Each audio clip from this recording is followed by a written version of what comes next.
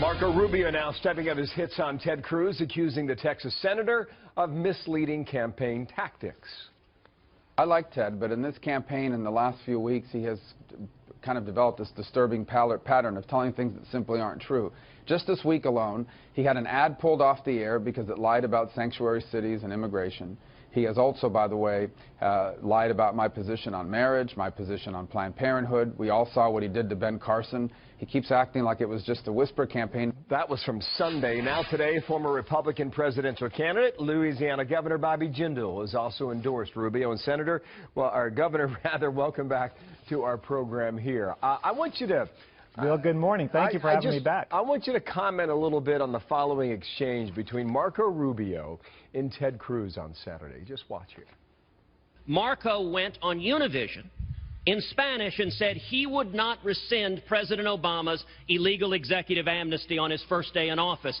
First of all, I don't know how he knows what I said on Univision because he doesn't speak Spanish.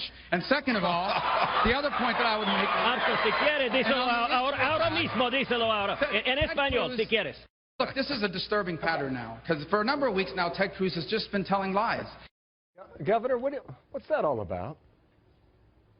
Well, a couple of things, Bill. First of all, I don't speak Spanish. I'll say that up front, so I have no idea what Senator Cruz was saying in Spanish. But secondly, I came out last week and I did say, I criticized Senator Cruz for lying about Senator Rubio's record, and specifically, Senator Cruz, talking to some conservatives in South Carolina, criticized Senator Rubio's commitment to the pro-life cause, his commitment to defunding Planned Parenthood.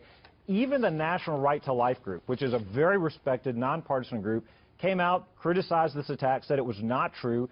Senator Rubio is 100% pro-life. That is a personal conviction. I think it's wrong to criticize him for that. In the previous debate, you remember, Bill, he said that he had a very powerful moment where he said he'd rather lose the election than be wrong on this issue, defending himself against folks that said he was too pro-life. The liberals are coming after him for being pro-life. You expect that from Democrats. You don't expect it from another Republican. This election needs to be about the future. Bill, I think the election changed dramatically on Saturday with the death over this weekend of Supreme Court Justice Scalia. I think we're now in a very, very new world, a very dangerous world. This is an important election. We have to elect a conservative. I think Marco Rubio is best positioned to unify our party and win this election. I don't think Democrats would disagree with that last point there about how the death of Justice Scalia has changed this election.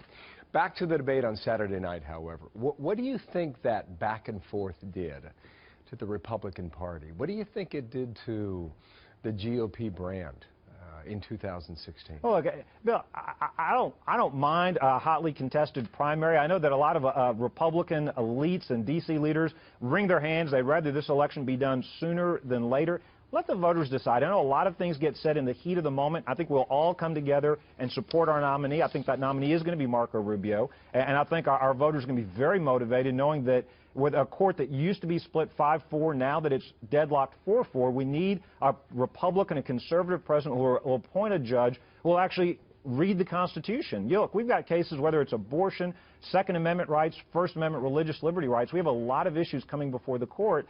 I know there were a lot of South Carolinians that were thinking about voting for Donald Trump as a protest vote. I think hopefully this will change some of their minds. I hope they'll realize Donald Trump, first of all, would have a very hard time winning in November. Secondly, I don't think we can be as confident that he would appoint a conservative jurist the way that we know Marco Rubio would appoint somebody just like Scalia who will read the Constitution, not make up the laws. On that point, Rubio was stumbling out of New Hampshire, and many accounts feel that he won that debate on Saturday night. Was that a must-win for him, do you think, after the previous debate and the finish in New Hampshire, in order to get some sort of mojo back quickly? I need a quick answer on that, too, Governor. Well, look, I think he did very well in the debate, but I don't think there's any one debate that's going to win or lose this election. His campaign's built for the long run. He's a principled conservative. That's why I think he's going to win this nomination and win the election. Well, Governor, thank you for your time. Bobby Jindal there from Baton Rouge today. Thank you, sir, for coming back today.